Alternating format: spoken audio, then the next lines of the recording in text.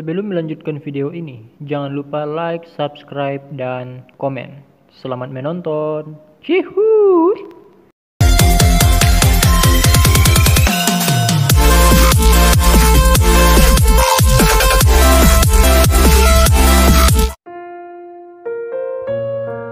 Shalom saudara-saudari yang terkasih dalam nama Tuhan Yesus Kristus. Selamat pagi, salam sejahtera untuk kita semua dimanapun saudara-saudari berada. Selamat datang kembali di renungan harian pada pagi hari ini. Semoga saudara dalam keadaan sehat selalu dan kiranya damai dan sukacita oleh Roh Kudus melimpah dalam hati dan kehidupan saudara semua.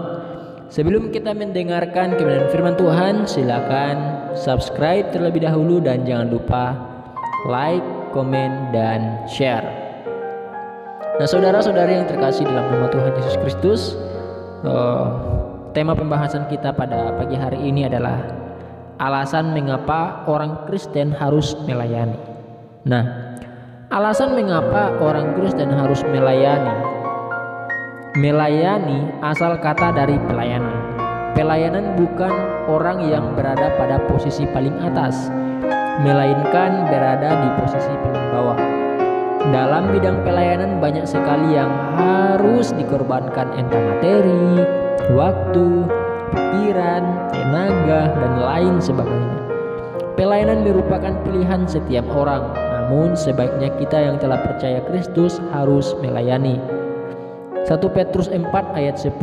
Dalam ayat tersebut dijelaskan bahwa melayani sesuai dengan karunia yang telah Tuhan berikan kepada kita.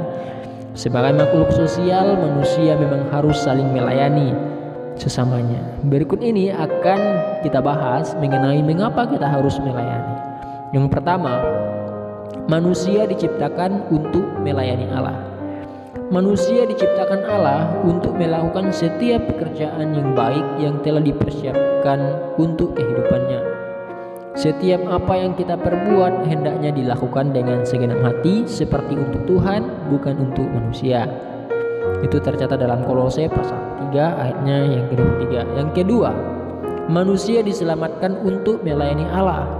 Allah telah menebus kita agar kita bisa melanjutkan setiap karya keselamatan yang Tuhan berikan kepada kita.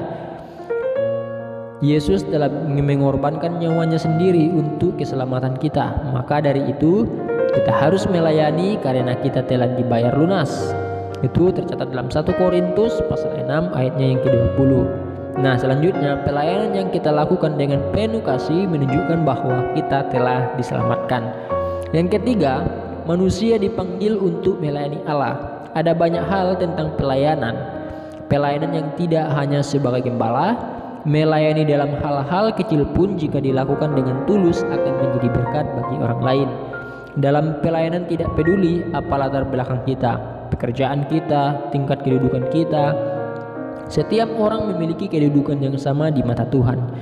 Setiap kali kita menggunakan anugerah yang diberikan Tuhan pada kita untuk menolong sesama kita, maka kita sedang melakukan pelayanan yang merupakan panggilan setiap manusia. Nah, saudara-saudari yang terkasih dalam nama Tuhan Yesus, ada beberapa hal yang menggerakkan orang untuk melayani. Yang pertama, kepatuhan atau ketaatan kepada Tuhan. Itu dalam 1 Petrus 4 ayat 10, dalam Matius pasal 20 ayat 28. Kita diajak melayani sesama kita untuk melanjutkan setiap karya penyelamatan Allah. Yang kedua, sebagai ucapan syukur. Sebagai tanda terima kasih kita kepada Tuhan yang telah memberikan semua yang telah kita terima, patutlah kita mengucapkan syukur dengan cara pelayanan. Yang ketiga, telah menerima sukacita. Sukacita. Setiap sukacita yang Tuhan berikan kepada kita memberikan semangat untuk selalu melayani sesama. Yang keempat, sikap kerendahan hati. Kerendahan hati berlawanan dengan kesombongan. Kerendahan hati merupakan salah satu kunci untuk kita dapat saling melayani. Yang kelima, tergerak membagikan kasih. Tuhan telah lebih dahulu memberikan kasih kepada kita. Sepantasnya kita juga memberikan kasih kepada sesama kita. Allah memakai kita dalam pelayanan sebagai perpanjangan tangannya. Mari terus berkarya dalam berguna dan berguna bagi sesama. Terima kasih telah mendengarkan renungan pada pagi hari ini. Mari saudara-saudari yang terkasih dalam nama Tuhan Yesus Kristus, mari kita melayani bersama-sama Walaupun kita tidak melayani di mimbar, tetapi kita boleh melayani saudara-saudara kita, baik dalam dunia virtual, baik dalam kehidupan kita sehari-hari.